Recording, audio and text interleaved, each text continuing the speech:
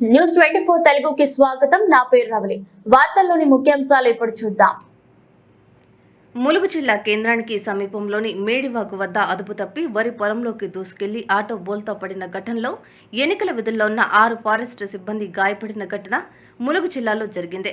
Election duty సమావేశం అనంతరం క్యాంపుకి తిరిగి వెళ్తున్న క్రమంలో కామారెడ్డి, ఖమ్మం జిల్లాకు చెందిన 6 ఫారెస్ట్ సిబ్బంది ప్రయాణిస్తున్న ఆటో అదుపు తప్పి బోల్తా పడడంతో ఆటోలో ప్రయాణిస్తున్న వారు తీవ్ర గాయాల పాలయ్యారు.